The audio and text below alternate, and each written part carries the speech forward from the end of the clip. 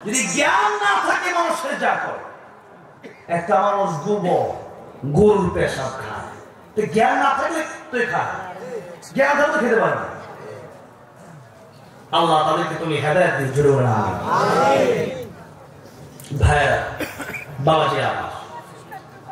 আল্লাহ ছাড়া এই পৃথিবীতে যত মূর্তি তাছাড়া মাথা মতো করলো, নবী নিষেধ করলো, কিন্তু তাদের ওই যে বাপ দাদা শয়তান প্রাথমিকভাবে এটা দেখাই দিল যে এটা এই মূর্তি তোমাদের খোদা। সেই শয়তানের তৈরি করা ধর্ম যে তারা তাদেরকে বাধা হলো, তাই নবীকে তারা বলল তুমি ধ্বংস হও, তাব্বাল্লাকা লিহাদা জামাতানা, তুমি ধ্বংস হও।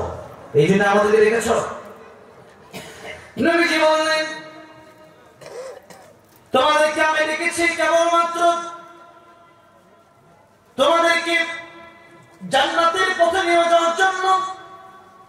জান্নাতে যদি তোমরা যেতে না পারো তোমরা ব্যর্থ হয়ে যাবে, আর যদি তোমরা জান্নাতে যেতে পারো সফল কাম হয়ে যাবে। আল্লাহ রাব্বুল আলামিন কোরআন শরীফে এটা উল্লেখ করে বললেন ফামান যুহজিহা আনিন নারি ওয়া উদখিলাল জান্নাতা ফাকাদ ফাজ ওয়া মাল হায়াতুদ দুনিয়া ইল্লা মাতাউল গুরুর।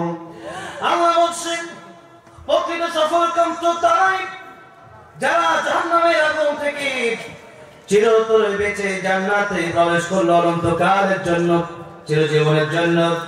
আর এই দুনিয়ার ব্যাপারে আল্লাহ রাব্বুল আলামিন বলছেন ওয়া মাল হায়াতুদ দুনিয়া ইল্লা মাতাউল গুরুর। পার্থিব দুনিয়া এটা কেবলমাত্র ধোঁকা।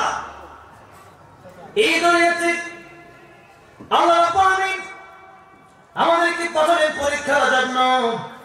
পরীক্ষা যখন শেষ হয়ে যাবে আবার আমাদেরকে চলে যেতে হবে কবরে। মিনহা খালাকনাকুম ওয়া ফিহা নুঈদুকুম ওয়া মিনহা নুখরিজুকুম তারাতান উখরা। মান থেকে আল্লাহ বলেন আবার সেখানে দাফন করে দেওয়া হবে, আবার সেই মাটি থেকে আমাদেরকে পুনরায় উঠানো হবে, জীবন দেওয়া হবে, হিসাব আমাদেরকে দিতে হবে। তাই আল্লাহ রাব্বুল আলামিন সূরা তাহা বলেন ইন্নাস সাআতা আতিয়াতুন নাকাদু উখফিহা লিতুজজা কুল্লু নাফসিন বিমা তাসআ। নিশ্চয় সেই কিয়ামতের ময়দান আসবে, তো বাস্তব এটাই সত্য কথা, যেটাকে আমি আল্লাহ গোপন করে রেখে দিয়েছি। কোন দিন আসবে কারো জানা নাই। আর এই কিয়ামতের মাঠ আমি আল্লাহ রাব্বুল আলামিন কেন কায়েম করবার কারণ হচ্ছে লিতুজজা কুল্লু নাফসিন বিমা তাসআ। সেদিন একে একে প্রত্যেকটা নফসের বদলা বোঝায়া বোঝায়া দিয়ে দেওয়া হবে, বিচার হবে সেদিন। একজন নামাজ পড়েছে কত কষ্ট করে, আর একজন নামাজে ফজরের সময় ঘুমাইতে মন চাইছে এরপরও পড়ছে, আর একজন না থেকে ঘুমাইছে। দুইজন তো এক হবে না। একজন কষ্ট করে মাথার ঘাম পায়ে ফেলে কষ্ট টাকা উপার্জন করে গেছে, আরেকজন সুদ খেয়ে বড় হয়েছে। দুইজন তো এক হবে না। একজন মানুষের তো ভালো ব্যবহার করছে, আর একজন মানুষকে থাপ্পড় দিয়া রিক্সাওয়ালাকে ভাড়া দেয় নাই, হ্যাঁ কুড়িওয়ালা ঠিক মতো টাকা বুঝাই দেয় নাই। ওই দুজন কি সমান হবে? তাই আল্লাহ বলেন কিয়ামতের ময়দানে সেই মানুষকে বলবেন ওয়ান্তাজুল ইয়াওমা আইয়ুহাল মুজরিমুন। আজকের দিনে সেদিন যারা যারা তোমরা আমি আল্লাহর কোরআনের বিরোধী ছিলা, নামাজ পড়ো নাই, সুদ খাইছো, ঘুষ খাইছো, যেন চাইছো তো আজকে তোমাদের স্থান জাহান্নামে হবে, তোমরা আলাদা হয়ে যাও। তাই আল্লাহ রাব্বুল আলামিন কোরআন শরীফের আয়াতে বলছেন কিয়ামতের ময়দানে আমি আল্লাহ রাব্বুল আলামিন দুইটি দলে মানুষকে বিভক্ত করে দেব। ফারীকুন ফিল জান্নাতি ওয়া ফারীকুন ফিস সাঈর। একটা জান্নাত আরেকটা জাহান্নাম তোমাদের জন্য আমি রেখেছি। একটা মাত্র চিন্তা যদি কারো অন্তরে থাকে যে পরকালে কাল কিয়ামতের ময়দানে আমাকে হিসাব দিতে হবে, এতটুকু চিন্তা যে পরকালে আমি যে কাজটা করতেছি, আমি যে মানুষের হক মেরে খাচ্ছি, আমি যে নামাজ ছেড়ে দিচ্ছি, আমি যে মানুষকে ধমক দিচ্ছি, কষ্ট দিচ্ছি, একটা মতো চিন্তার কারণে একটা মানুষ সুদ থেকে বিরত থাকতে পারে, ঘুষ থেকে বিরত থাকতে পারে, চুরি থেকে বিরত থাকতে পারে, ডাকাতি থেকে বিরত থাকতে পারে। কোরআন ছাড়া কোনোভাবে একটা মানুষকে ভালো বানানো সম্ভব না। সম্ভব?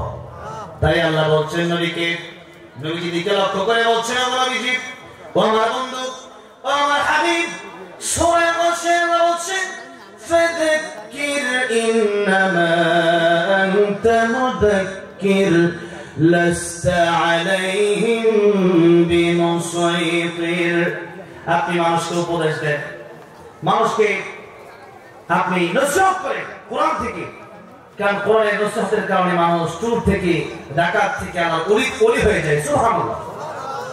অসংখ্য অগণিত ঘটনা, লম্বা লম্বা ঘটনা বলে সময় পার করতে চাই না, তবে এক দুটা বলি, এক দুই মিনিট বলার চেষ্টা করি। এক একটা ঘটনা, অনেক কথা।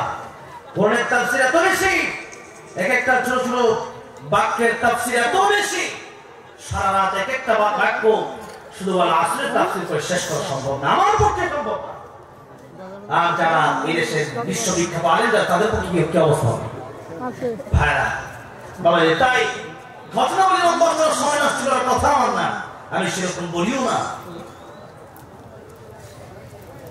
অল্প সময় কথা বলে আমার জানানো তার বোনের কাছে সর্বপ্রথম যখন গেলেন, তার বোনকে বিচারেন, তার বোন কেন কালিমা পড়লো, তার মনটা নরম হয়েছিল তখন যখন বোনের কোরআন তেলাওয়াত শেষ হয়েছিল।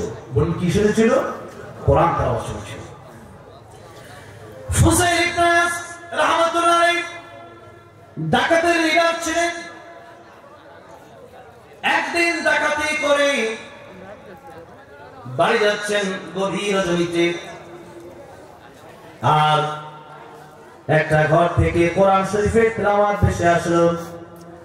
আলাম ইয়ানি লিল্লাযীনা আমানু আন তাখশা কুলুবুহুম লিযিকরিল্লাহ। আর কত চুরি করবা, আর কত ডাকাতি করবা, আল্লাহর ভয় কি এখন আসে না? কবর কি যেতে হবে না? মরতে হবে না? ফুসাইল ইবনে আস ডাকাতের লিডার কারি সাহেবের দরজার সামনে গিয়ে দাঁড়িয়ে রইলেন, দরজায় কারাঘাত করলেন। কারি সাহেবকে বললেন, কারি সাহেব ভিতরে থাকলে তো দরজাটা খোলেন, আমি ফুসাইল ইবনে আস এসেছি। কারি সাহেব দেখে ভয় পেয়ে গেল।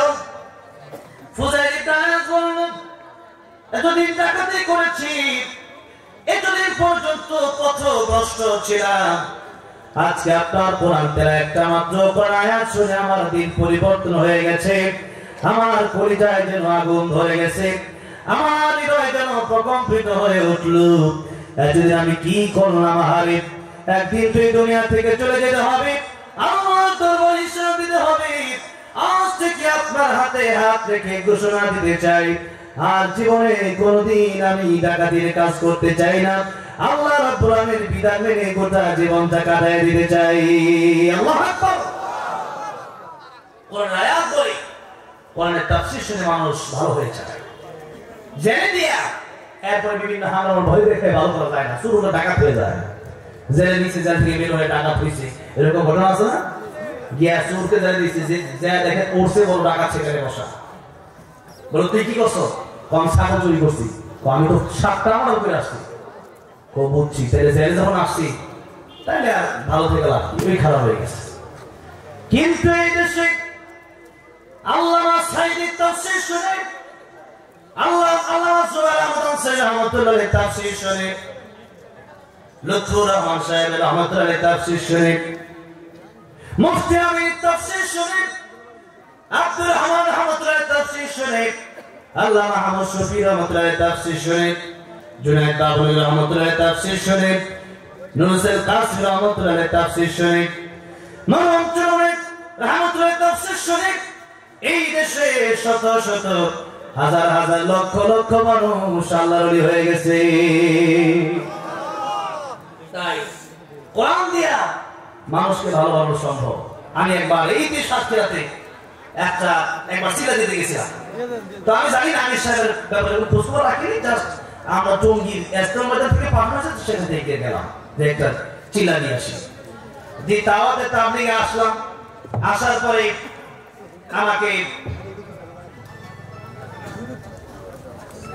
দাওয়াতের পরে আমাকে বলা হলো যে এই যে আমির সাহেব আপনি ছিলেন? আমি বললাম আমির সাহেব বলে কি? বলো উনি একজন ডাকাতের মানে টপ লেভেলের একজন ডাকাত ছিল টঙ্গীতে।